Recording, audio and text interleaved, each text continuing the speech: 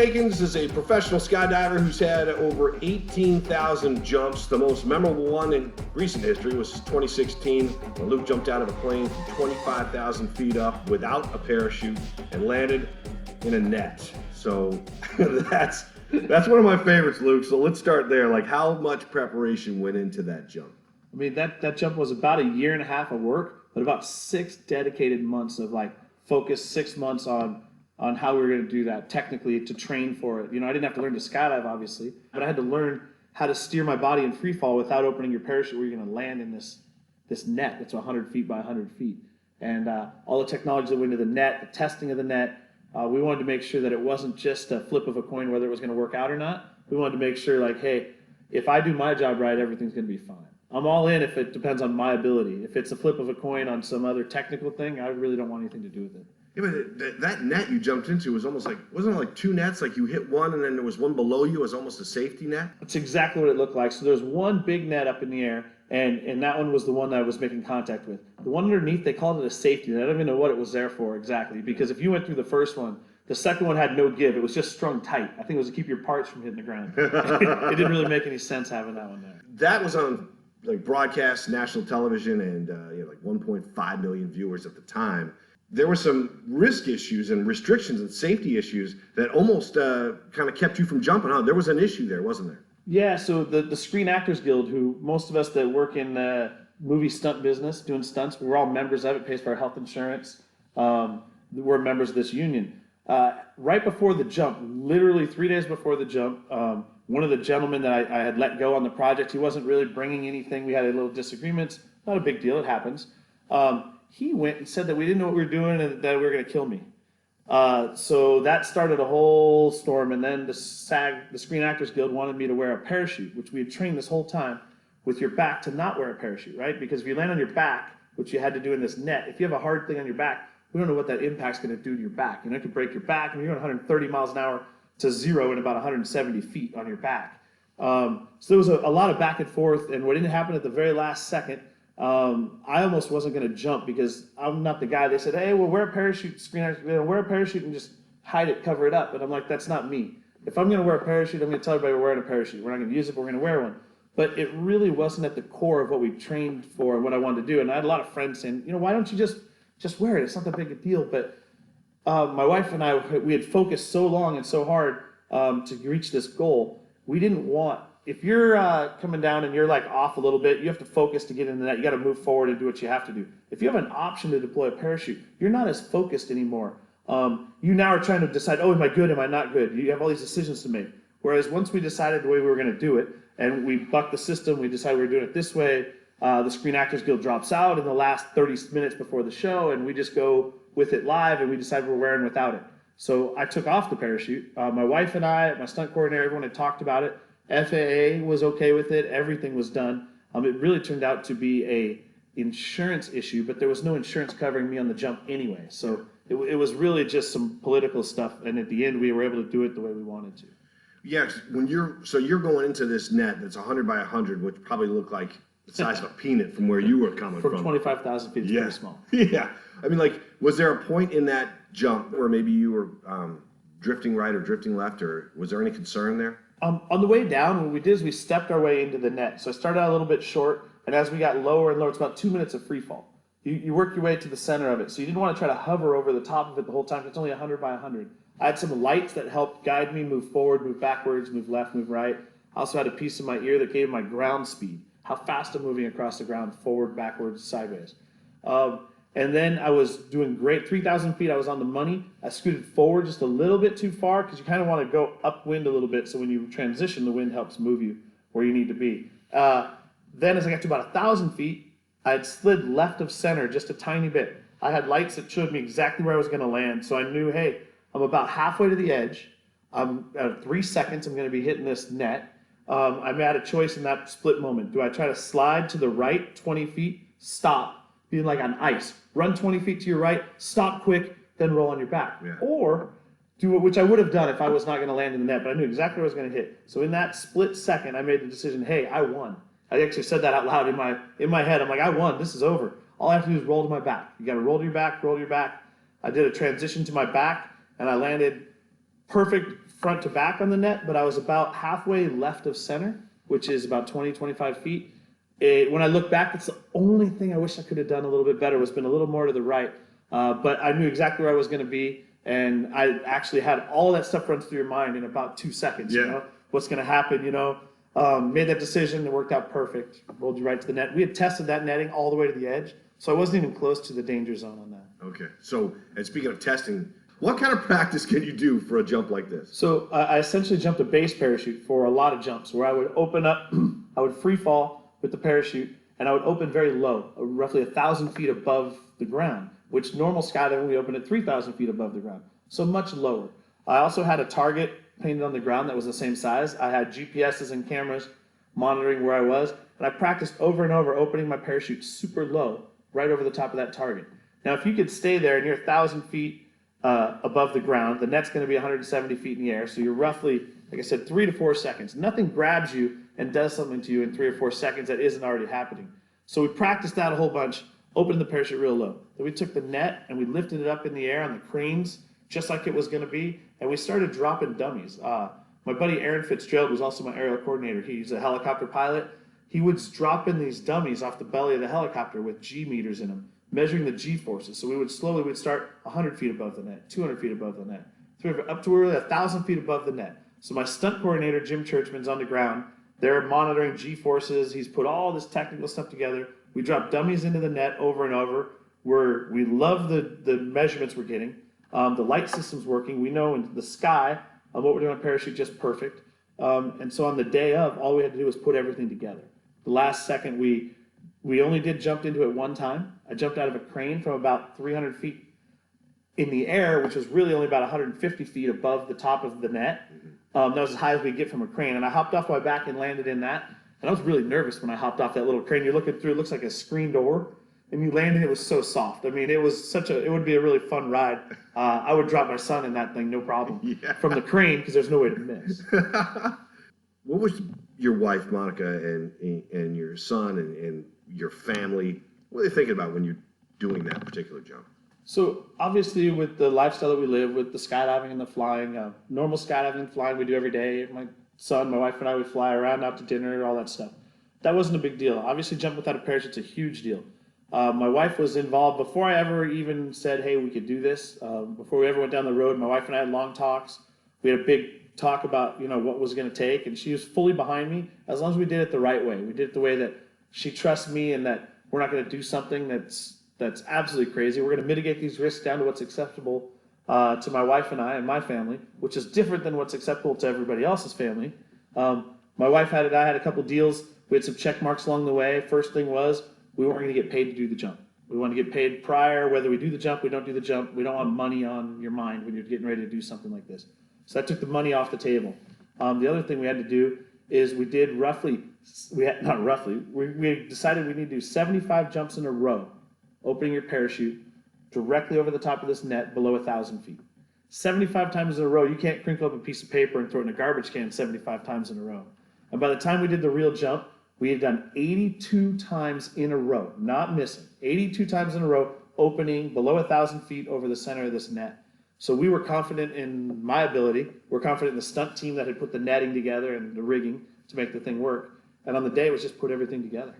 An interesting part about that no parachute jump was not the morning of the jump, but the morning before that. We were staying down in Oxnard, California. We ran a little beach house next to a friend's beach house. I woke up in the morning, and I got up pretty early, which I usually don't do. And I just was having a hard time sleeping. I woke up, and my wife said, hey, where are you going? And I said, I'm going to go walk out on the beach. She said, can I come? I'm like, sure. So we went out there, and we walked out of the beach, and we started talking about everything that was about to happen, We've been talking about this no parachute jump for so long. We've been working on it, and we're out there, and we sat down, we're watching the sunrise up in the morning, and, I started asking questions. I'm like, so, where's our son going to be? Where's Logan, who was 4 at the time? He was there for the jump. And I said, is Logan going to be with you, and where are you going to be standing? We'd never really talked about these type of things. And she said, no, I want Logan's going to be with my mom, the bleachers. I want to be as close to where you're going to land as possible.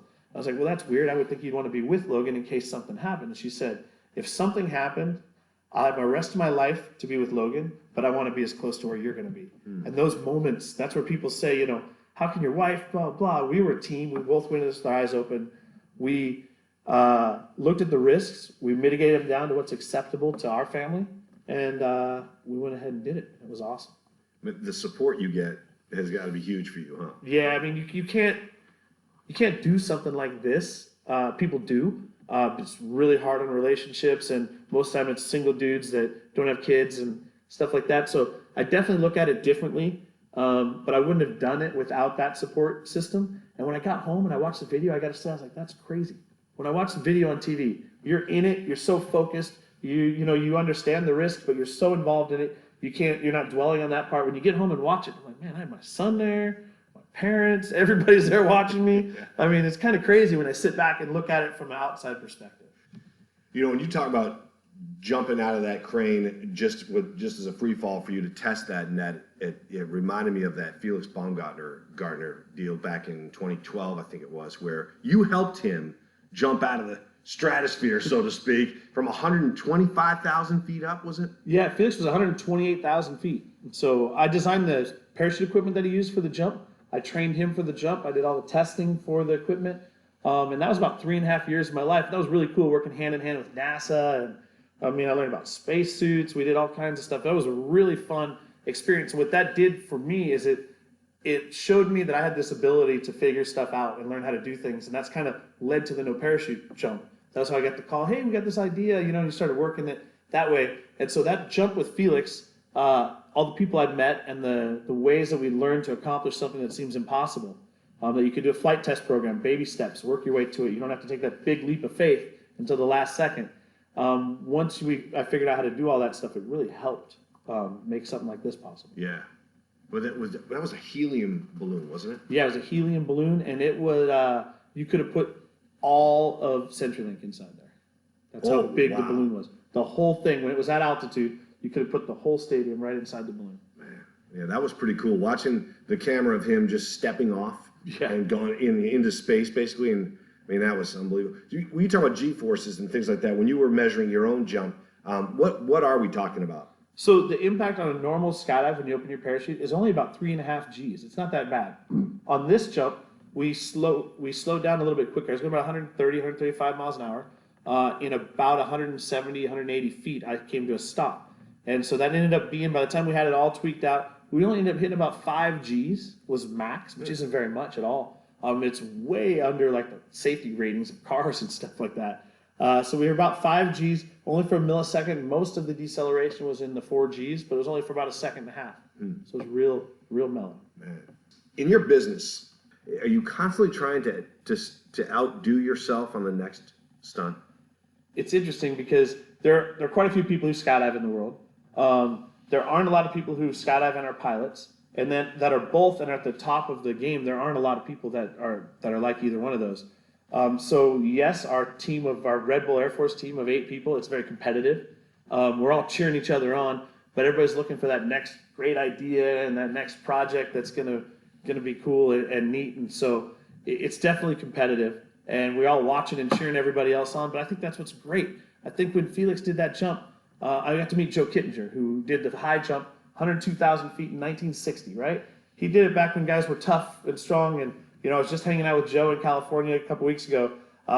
He's got the greatest stories of all time, Colonel Joe Kittinger, and he tells about this 1960 doing this. It took 50 years. Then Red Bull and Felix Baumgartner break that record. And then shortly after that, Alan Eustace, the Google guy, he goes up and breaks Felix's record for jumping even higher. He used a drogue, but he went higher. And I love that. I don't think it's anybody's idea. Like, the first guy jumped.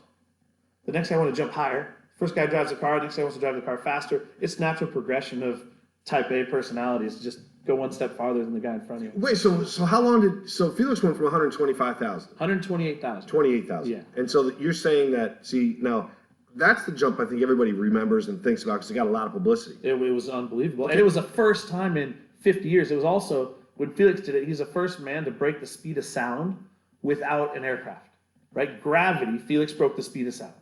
That had never been done before. It's kind of like the Chuck Yeager thing where no one knows exactly. There's all these theories about what's going to happen, and no one really knows till they do it. So Felix did that. And then Alan Eustace comes along, and he had this dream to do this thing like most of us, but he had the funds and the ability to, he took all the information that Red Bull learned along the way, And he openly says, hey, why would I try all over again? So he took the lessons we learned and some new ones that he brought in, and then he went up in a balloon, in a spacesuit, just hanging underneath the balloon, and he went up to, man, I wish I'm going to screw it up how high he went, but he went higher than Felix, so he jumped from higher. He didn't free fall faster because he used a drogue chute, but he actually exited from higher. A drogue chute, which is a stabilization drogue, which is, we didn't use one on Felix's jump. Alan used one, and he went higher. So it's just super cool. All right, man. Tell me about this next thing you're doing. Can you tell me much about it? Because I know it's something you've been working on, but what's this next stunt? Absolutely. So my cousin Andy Farrington and I, we grew up next to each other. We're both pilots and skydivers. He's on the Red Bull team with me. I had this idea a long time ago when I was a kid. There was a skydiving magazine that used to come to our house. My dad was a skydiver. I'm third generation. And there was a picture on the magazine with a biplane, a Stearman, and a nosedive. And there was a rope on the back of it and like a small parachute behind it. And there was a guy in free fall next to the airplane. It was like a stunt from a movie or something. And it looked really cool. And I'd always thought about that. And I wondered, hey, is there a way to switch planes? And if you could switch planes, could you leave the planes empty? So right now I'm working on this project. It's probably going to be on A&E in May. I'm going to take off with 2 airplanes, myself, my cousin Andy, in one plane. We're going to take off, nobody else in the planes with us. We get to 13,000 feet or so, put the planes in a formation dive, pointed straight at the ground. Some autopilot systems will help guide them. Then we're going to get out, leave the planes totally empty. So we'll kill the engines at altitude, put them in a dive, planes totally empty, and we're going to switch airplanes. We're essentially going to ghost ride the airplanes, like a kid with a bike off a jump, right? When he jumps in. So we're going to ghost ride the airplanes. I'll get in his, he'll get in mine. We'll bring him back down and land it. So how do you, when you're going to dive, Luke, and how the heck are you going to get out of that plane with that kind of a force? I mean, like. So the planes will have some one-of-a-kind air brake systems. So they'll be going roughly 130, 140 miles an hour. So they're not going to go faster than that. So it'll be 130 miles an hour. You're inside, there's no wind. You're going to step out into the wind. It's essentially like a wind tunnel. It's reverse of a wind tunnel, like in Seattle, you got the vertical wind tunnel, the I-Fly wind tunnel. You're not in the wind, you hop in the chamber, you're in the wind. This is going to be exactly the same, except you're jumping out into space, and then you'll pass each other up, and then it's a little tricky getting in and out, but you're going to crawl in and out. We will be wearing parachutes on this one. We're not going to do this without parachutes. But that's just for safety, obviously, because you're getting out and you're just kind of making a beeline to get back. Yeah, I'm going to head to his. He's going to head to mine. We'll pass each other in the middle. Yeah. And go in and out. That's the plan. Dude, that is something else, man. I mean, that is we talk about trying to outdo your next one. That is really something. I mean, it's really neat because this is a project that I had. I think I had the pictures drawn up for this in like 2005 or so. It was a long time ago. I'm like, man, I really want to do this. The technology didn't really exist now at that point. But now with the autopilot systems and the way accelerometers and computers have come along, we can manipulate autopilot systems to help hold the planes in the dive once we get out. It's not going to help you get in it, but it's going to help keep it headed to the same spot in the middle of the desert where they're trying to crash on your way to get there. Yeah, that's what I mean. In these stunts you're talking about, you have to be in the middle of nowhere, don't they? I mean, in case of something like that. Exactly. You have to step out since you can't. The big one with the FAA and with us also is you don't want to you can't do something that endangers someone who's not a participant.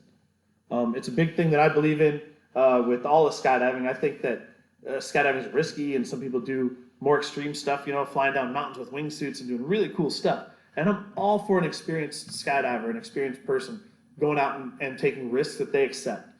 So the big one with the FAA is that you can't put anybody who hasn't accepted this risk can't be involved. There can be no way you can hurt somebody who isn't directly a participant in this. So that's what puts us out in the middle of nowhere. So May is the target for that. Is it realistic? It is totally realistic. The end of May. I got deadlines. Everything's happening. It's a live TV show. It's going to be called Impossible Live on A&E, and we're going to go ahead. Red Bull and A&E partnered up on the first one. I have not much to do with the other shows, but we're going to set up this first show and do wow the world with some cool airplane stuff. Well, how do you practice that? Like, what can you do legitimately to get ready for that? So really cool on this one, actually. We can do all the work. We can do all this jumping and testing with a pilot in the pilot seat, right? We never have to leave the plane empty for any of this practicing, right? By the time we get done, we'll have a safety pilot in each plane. We'll be going back and forth and switching planes, and there'll be a pilot in there like, hey, if you don't get in, the pilot turns around, brings the plane down, and lands it. It's not that big a deal. And on the game day, you'll do it one time for real with no safety pilots in it.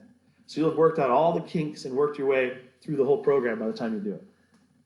So who are these two guys that are going to be going straight down? We'll find some buddies. Because you fly quite a bit. Well, we're out here at your place right now, and you've got an airstrip in the backyard, basically. And yeah, I mean, we take off. Most people like their garage. They get their boat and stuff in there. My garage is a hangar.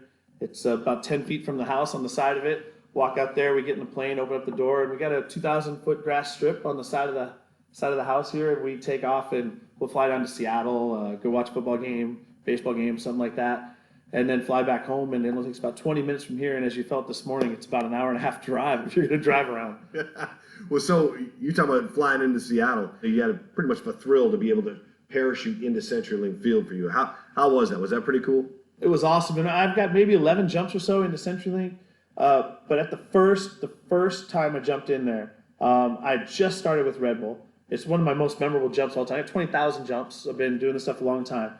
But I grew up watching the Seahawks in the Kingdome, 300 level, all that. And the new field was built. Red Bull asked me, hey, you want to jump into the stadium? I was local guy here, just a local skydiver. I wasn't part of the Red Bull team, but they wanted to bring some local people in. Pete Moran set up, so we go in there, we get ready to jump in. And Red Bull didn't want to bring flags. They didn't understand the 12th man, right? There was no flag. You're just supposed to jump the game ball in. I took a 12th man flag in my pocket, and after I opened up, no one could stop you. I'm under my parachute. I clipped the 12th man flag up to my shoulder and down by my foot, so it was trailing behind me. I had the game ball on my chest and a smoke going on my other foot. As I came into the stadium, I'm flying south. I'll remember it. I'm over the home team sideline, flying in. I look up at the Jumbotron. I'm flying to the south towards Safeco. I see the Jumbotron there, and I'm like, I can see myself, the 12th man flag, and I could see myself on the screen as I'm coming in. My legs started twitching, started shaking. At that point, I probably had 16,000 skydives. My legs started shaking, and I'm like, I'm not gonna be able to stand up. I actually thought that out loud. I'm not gonna be able to stand up. I was so excited. I wasn't nervous. I was so excited. I mean, this is my team. It's not just jumping into another stadium. This is like the home team. So I come in, I land, Blitz is there, you hand Blitz the game ball, and it's one of my most memorable jumps of all time. It's funny because you jumping into a stadium, and you see it all over the country. You guys are parachuting in the stadiums all the time, but you do so many other things, man. Just jumping into that stadium was such a thrill for you. It was such a thrill, and I think it wasn't that it was technically difficult. It was all the stuff that came along with it. From being a kid and watching Dave Craig and watching John Elway kick our butt every weekend. I mean, I was remembering all of those times, and it was so cool to be jumping into it was awesome. Yeah, that's cool, man. I can see the excitement in your face when you talk about it. What about the Hollywood things? You've got you worked on Iron Man 3, and there were a couple other movies you worked on. I think Godzilla was one of them. And what's your role when you do things like that? So most of the time I'm a stunt man in the movie doing a skydiving scene, right?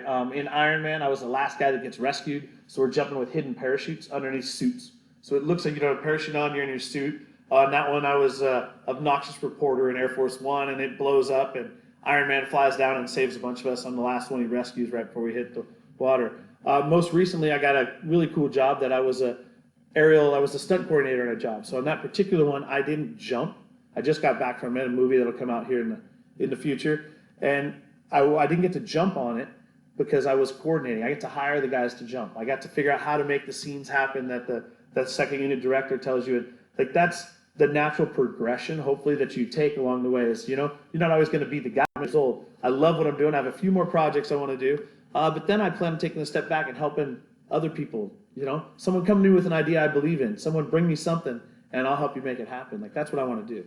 But when you say stunt coordinator for this recent movie you did, is that a movie that you can't talk about that's coming out? Yeah, it's a movie. I can't say what it is, but it has a really cool scene. It's a superhero-esque movie, with all the big ones, and it should be really cool. I'm excited. Okay, so it's a superhero movie that's coming out. Yeah. You had a hand in it, but working with Hollywood is something you want to continue to do. As I would imagine that when you get a role as a stunt coordinator, that you get noticed. Yeah, I mean, it was my first opportunity. The second unit director was a friend that had hired me to be a stuntman on another couple jobs. It was finally my chance to, I guess, help show how efficient you can be. How all these years of flying airplanes and skydiving, how all of that, if you're thinking ahead and thinking big picture, how you can help make things move more efficiently, save money, come up with really cool gags for them to do. It was awesome, and I hope to get more opportunities like that. Oh, I think it's a natural progression, like you said. But when you get rescued in Iron Man 3, who's rescuing you? So pretty funny. Andy Farrington, the guy's gonna do the stunt with me. My cousin, he lives right next door here on this airport we live on. And so Andy was Iron Man, and there were 13 of us in free fall that Iron Man zips around and grabs and collects. And if you watch the show, it's really cool. I'm the last guy that gets rescued, and just before I hit, they come along and they grab your arm. Now it's all, we did real skydiving, and then we hooked up in skydiving, and then we did this wire gag where the same stunt coordinator I used for the no parachute jump, Jim Churchman, he put that whole thing together. We come down and we bounce off the water. There was one spot, my dad rented out the theater here in Shelton when the movie came out, when Iron Man 3 came out. Rented out the whole theater for a night, and it was really cool. There's like maybe a quarter of a second where the only thing on the screen is my face, top to bottom. And we'd rent out the theater. It was pretty fun because a lot of local skydivers were actually in that one. Oh, that's There cool. were 3 of us in there. Myself, my cousin Andy, and his mom. Jessie was one of the His mom? Yeah. Wow. So Andy was Robert He was Downey Iron Man. Jr. Yeah. He had all the dots on, and then they make him go away. Yeah. The rest of us played ourselves. Yeah. Wow, that's pretty cool, man. That's a pretty good role for him too, It was huh? a good one. Yeah, it was really good. So what about Godzilla? Anything in that? Godzilla was cool. I was just a soldier, just a nondescript soldier in the airplane, running out the back and being a soldier in free fall. And then on Fast and Furious 7 was really cool. I got to jump out with cars. I don't know, you saw inside my hangar there, I have a 67 Camaro.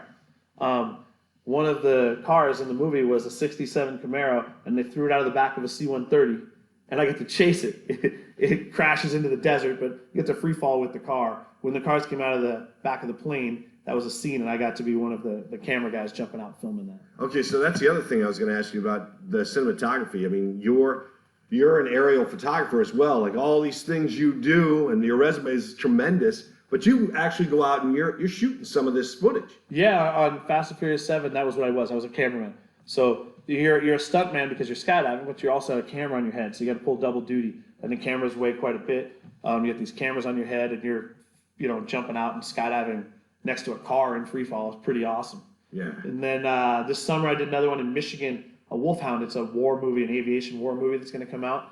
It was called Wolfhound, and I filmed Andy in that one. I was the coordinator, and I hired Andy as the stunt guy, and then I filmed him in free fall. So we do quite a bit of stuff together. Does your wife travel with you? Like, do you take the family on all these things you do? Because they're really cool. Yeah, I mean, I have a son who's 7 now, and once they start school, it really drags you down. It really slows you down. I mean, the school gets in the way. Yeah. But up until we had my son, up until the school started, he started really getting into 1st, 2nd grade now.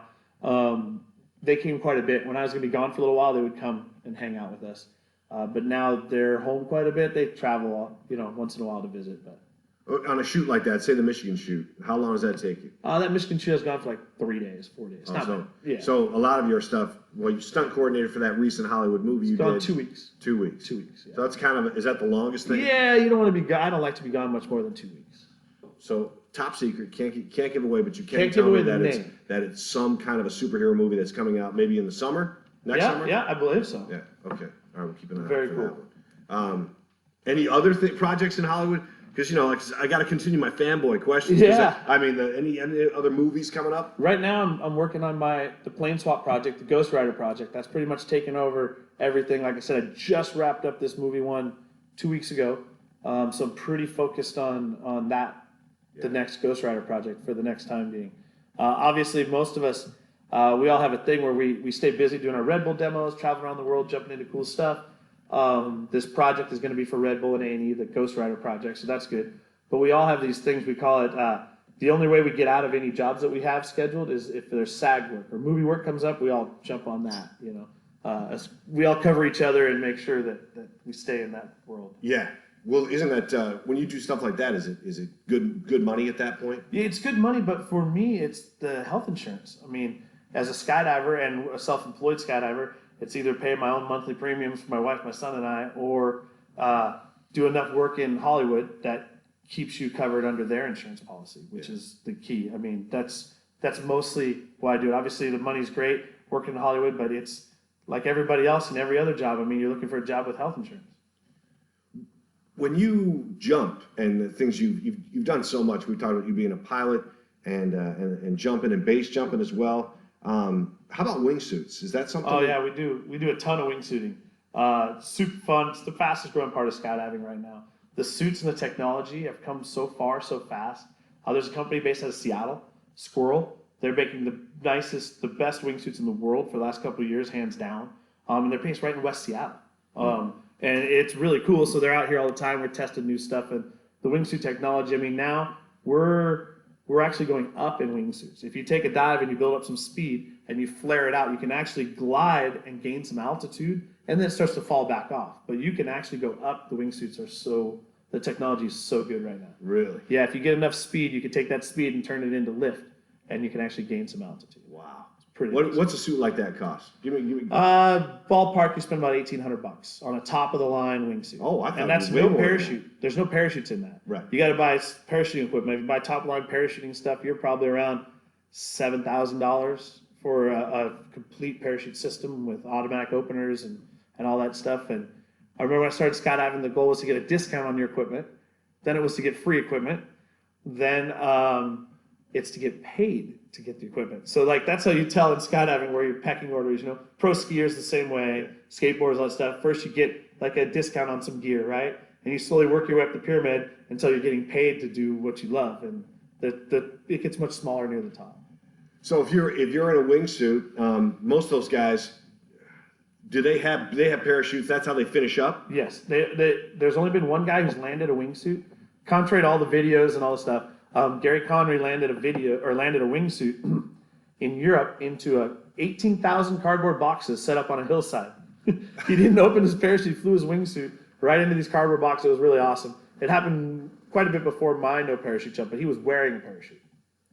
Yeah, okay. So I'm the only one that has jumped out and landed without wearing a parachute. Yeah, that's true, because you read up on you and you're like, and he's not the first to jump out of a plane without a parachute. But yes, he is the first to land without. Yeah, and I would never say the first. I don't ever like to say the first, because somewhere somebody's done something cooler than you. I've learned that. It takes a long time to get that, to break your ego, but somewhere somebody's cooler than you are. It's just the way it is, man. We all have to accept that. And when I was talking to Pastrana, he jumped out. A pretty famous scene of him jumping out, drinking a Red Bull with just a pair of shorts on, right? And his buddy comes over and they clip in. He's got a climbing harness on, they clip in and they land with the parachute, which is awesome. And what we did, we just took that a step farther by not ever hooking up to anybody and just landing without it. What's it like? What's Pastrana like? Because he's kind of, I wouldn't want to say the godfather of all this stuff, but boy, oh boy, he sure was the leading edge for a while. He is, man. And I got to say, I've run into him a couple times through the years, but the first time I really got to hang with him was this year, right before Nitro World Games in Salt Lake. We did a demo jump for him to promote World Games. I went and did a little media tour one day, and he is exactly the way he presents on movies and videos and all. Just a cool dude. I mean, we had normal conversations talking about his kids, and my kid is just a cool dude, and he definitely has led the way and opened the eyes. Guys like Travis and Tony Hawk and those guys, Glenn Plake, local dude, skier guy. Those guys cracked the door for this extreme sports, and brought it to the masses. Yeah. Do you think anybody will try and do what you did from 25,000 feet up? Will they go 30, 35,000 and without the parachute so they can one-up you on that? I mean, I don't know. I think that I hope somebody does something cooler. I mean, that's what I want. You want to lead that next generation of people doing cool stuff. I don't know. People ask me if I would do it again. And I said, I would do it again, but I'd do it again for FU money. Yeah. I don't really have any desire. I got paid fine and it was great, but I don't have a real, I wanted to prove that you could do something like that. And the altitude going higher doesn't really make it more difficult. It actually made it I wanted to jump about 12,000 feet. But the producers asked me one day, they said, hey, what's the highest you can jump from? And I thought we were just talking about skydiving in general. And I said, much above 25,000 feet gets to be a real pain in the ass because you have to pre-breathe oxygen and a bunch of other stuff. But below 25,000 feet, you can pretty much do it with supplemental oxygen and you're okay. And then the next thing I know, in the next press release, I saw Luke Aikins jumping from 25,000 feet. And I was like, dope. So it made it a little bit trickier doing it that way. But I don't think I would go with a smaller net. I don't know what somebody's going to do. They do something cool. Yeah. But I don't know that I would be a part of helping somebody do something like that. Again, it's not like going higher. I'd be a part of helping someone jump from higher altitude, not for landing in a net, but just to prove something. Yeah. I think we already proved you can land without a parachute. Yeah. When you look back, like I know you, if I read it correctly, your first tandem jump was 12 and your first solo jump was 16. Yep. So way back before 12, like were you that guy jumping garbage cans in your bike and like all kids like you build your ramps and you do all that? Like every kid. I think I was exactly like every kid doing that stuff. The way my son is now. My dad was a skydiver. My grandpa was a skydiver. I'm third generation. Everybody in our family jumps. So it wasn't for me. It wasn't a matter of if I was going to jump. It was when, and as soon as they would let me. And I noticed I don't ask my son. I don't bring it up to him, but he talks about it now and started to talk about it more and more, which is about the time that I did, where he's going to want to start jumping. I'm sure of it, but I don't care if he doesn't. I'm trying not to push it because I know it's going to happen anyway. Yeah, it's in his blood, right? Yeah, but I mean, motorcycles, jumping, all that stuff it's kind of that type of personality, right? You can't just be. Most of us don't just do one thing. When you say motorcycles, like when you were younger, before you got into skydiving, were you jumping motorcycles, BMX bikes? What were you doing? Yeah, riding motorcycles, BMX bikes, playing sports at school. Just the normal kid stuff. Everything I like to do it faster. When I'm driving cars and stuff like that, you want to go fast. But I wouldn't say I was any more reckless than the next kid. Everybody was out doing the same stuff. Do you remember any accidents, any wipeouts, anything that stuck in your head when you're? Because we all have that wipeout where I've got scars. Yeah, you look at your hands. I see you right there. You look at your hands. I hit the same thing. Scraping gravel out of your knees. Yeah, all the normal stuff. All that stuff. Yeah, I broke quite a few bones wrestling, goofing off, skiing. Yeah, all that kind of stuff. But with our sport of skydiving, you can't start it until you're 16 or. I think they want to make it 18 now, but it's still 16. It's not a FAA rule. It's like the United States Parachute Association, which governing body of skydiving in the U.S. And I happen to be on the board of directors of that, so I kind of have to follow the rules for a little while with my son. I would think so. I see the Red Bull has this when they're doing every once in a while I'll catch it on a random TV show where the airplanes are doing those air race. Yeah, air races. Yeah. Is that something you ever want to do? It's unbelievable. It's so cool. It's on a hiatus right now. Just happened, but Red Bull Air Race it's awesome. It's such a small group of dudes. It's like 14 pilots. They get chosen to do that from all over the world. Obviously, it's something that most of us would love to do. Kirby Chambliss is a good friend of ours, the Red Bull guy, and his technician Paulo is the guy who's helping me make my Ghost Rider project happen. So try to stay in those worlds, mix them all together the best we can. Yeah, because you do. I mean, you like you said. There's certain guys that do skydiving, base jumping, and aerial things. But man, you've got that all on your resume. Like, what do you enjoy doing the most? Is there one? There is actually right now. I got my helicopter license a few years ago, and flying helicopters is like so cool. It's so expensive. I don't have a helicopter, but it's so fun. It's so different. It's like balancing on top of a beach ball. So it requires a different skill set, and you have to focus a little more. Flying airplanes and skydiving, you're focused, but it's something you've done so many times. So this new thing is pretty neat. Flying helicopters, I always joke around people. I said there's airplane money and there's helicopter money. There's classic car money. Classic car money is right about almost airplane money. It's almost the same. It's not a lot to get into a small 4-seater airplane, but into a small 4-seater helicopter, it's a whole nother level. Man, oh man, yeah. All right, so when this thing hits on A&E in the spring, man, is there any way you can shrink it from 2 hours to like 15 minutes so we don't have to sit there, watch all the prep, learn about Luke Aikins? Yeah. We want to watch this thing, man. Right, and like I said, funny when they drag it out. It is really funny, and I did mention when I was talking to some of the producers about that show, the thing that drives me crazy is I'll go watch a stunt, whether it's a Pastrana doing the Evel Knievel thing in New York, and I watched a history show. I watched this whole show, and they do the stunt, and then you don't even really get to talk to the guy afterwards. Like, I want to hear what it was like, what he felt like, what was going on. And that was one thing I said, even on my jump, the no parachute jump, I landed, came over, hugged everybody, and then they walked me right over, and you say goodbye on camera, and it's over. Yeah. I always feel like there's that piece missing. You'd almost rather do it earlier in the show. Have a little bit of time. Yeah. And it was interesting on the no parachute jump when you were talking about that and the viewers. What that got its big publicity on was the internet stuff was insane. I mean, there was over 1.3 billion impressions on the internet from that. It traveled across the world. It was insane. I did a car commercial in India for Suzuki. Did you? After that jump. Yeah, they showed a picture of the jump, and I mean, it traveled the world. I did a talk in Poland on it, and people know about that all. It blew me away how many people saw that. But then when I think about it, and someone explained it to me, and they said, that's one of those things that everyone understands. Say a guy jumped out of a plane without a parachute. One sentence, you can describe what happened. And that's one of the things that guys in my world try to do, is come up with projects and ideas that are simple to understand. Like, there's a lot of cool stuff that I want to do that's cool to 40,000 skydivers, but the rest of the world doesn't notice any different, right? Yeah. So you got to find something that kind of attracts the whole world to showcase what we get to do.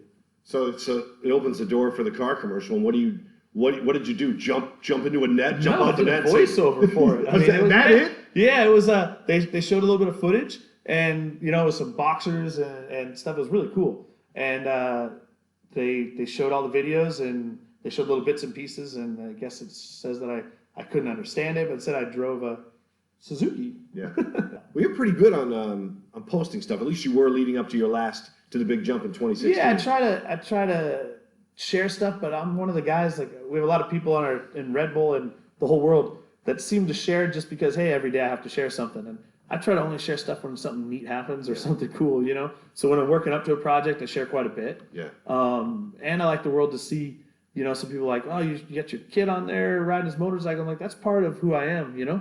You're here in my house. My wife was here. It's just kind of a family affair. All right, one last question for you. You bring up Evel Knievel, and as a kid growing up, 10 years older than you, but was Evel Knievel and Robbie Knievel, was that a thing for you back then when you watched those guys? So cool. The Evel Knievel, Robbie Knievel was cool, but to me, the Evel Knievel, I had the toy that you pull. Oh, yeah. Goes on a little jump on the motorcycle. So cool. I mean, over here on my little messy desk, I have a toy parachute from a Daredevil guy that I was a little kid that I used to have my dad drop. I couldn't get enough of that kind of stuff, right? I love that they used to show like Wide World of Sports, and they had the Agony of Defeat and like that kind of stuff, and That's Incredible shows. I was always into that, and I loved watching those type of things. That's funny, man. So you kind of not even the modern day Evel Knievel, because that doesn't say enough about what you do. It really doesn't. I mean, he was crazy in his own way, but you, man, you got it down to a science. I just want everyone to know when people say, why'd you do this? And why would you do something like that?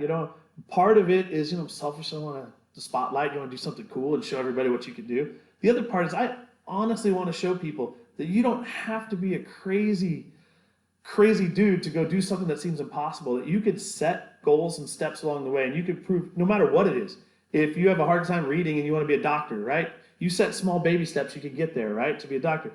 No one would have thought you could jump out of a plane without a parachute and land and be laughing about it, right? But if you set small steps along the way, that you can achieve anything that's possible. Yeah, that's great. Great message from the motivational speaker, Luke Aikins. Hey, thanks a lot, man. It's been great catching up, and I'm looking forward to the spring and watching that Ghost Rider. That's going to be cool. You bet.